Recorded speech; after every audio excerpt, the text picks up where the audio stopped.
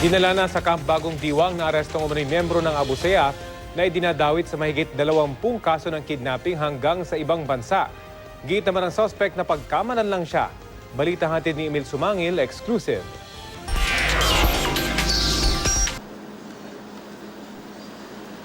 Siya, si Sakur Mustakin alias Junior, 44 anyos.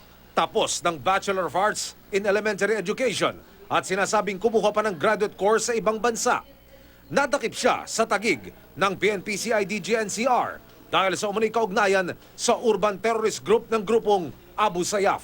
Ayon sa CIDG, wanted si Mustakin dahil sa 26 counts ng kidnapping at itinuturong may direct involvement sa pagdukot ng mga miyembro ng Jehovah's Witnesses noong 2002 sa Paticol, Sulu at sa ilang dayuhan sa Sipadan Island sa Malaysia noong 2000.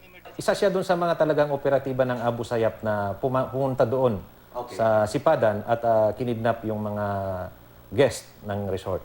Sa larawang ito nakuha sa CIDG headquarters sa Camp General Batalya sa Zamboanga, makikita si Mustakin sa loob ng interrogation room na pinatayo sa harapan ng isang one-way mirror. Dito siya positibong kinilala ng biktimang nasa likod ng salamin bilang isa sa mga dumukot sa kanya.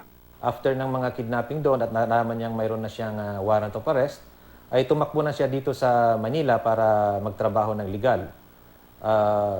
Pero na-trace natin siya. May patong na 900,000 pesos sa ulo ang suspect.